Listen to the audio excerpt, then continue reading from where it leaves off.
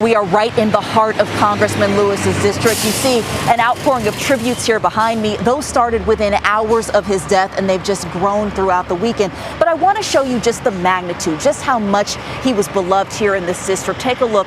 This mural has been here now for several years with a simple word at the top: hero. You can see it when you drive through downtown Atlanta. It's a reminder of just how beloved he was here in his home district. And now we're seeing that outpouring of love from around the country. For more than 30 years, colleagues say it was John Lewis who gave Congress its conscience. When you see something that is not right, not just, not fair, you have a moral obligation to say something, to do something.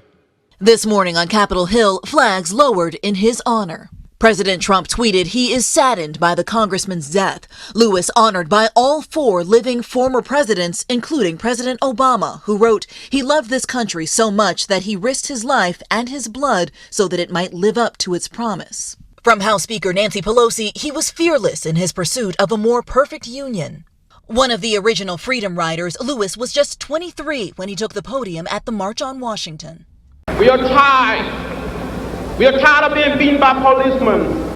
He sealed his place in history in Selma, Alabama on Bloody Sunday, beaten to the ground on the Edmund Pettus Bridge as he marched for voting rights. Now many are demanding that bridge bear his name. Edmund Pettus was a grand wizard of the Ku Klux Klan to take his name off that bridge and replace it with a good man, John Lewis, the personification of the goodness of America. Lewis shared a special relationship with Dr. Martin Luther King Jr. His daughter, Reverend Bernice King, remembers the man she knew as Uncle John. What do you want people to take from his legacy? But John Lewis resisted without reacting in a violent way. And yet he survived. And he survived to not only be elected into Congress, but to serve in Congress 2 terms under the first African-American president. In downtown Atlanta, the heart of the district he served for 17 terms, tributes for a man who was larger than life. What do you want your grandsons to know about his legacy? That he stood for truth and justice. I was down here downtown on a march about a couple of years ago, and he was right in the thick of it. He was right there with us. He was in the streets with the people protesting.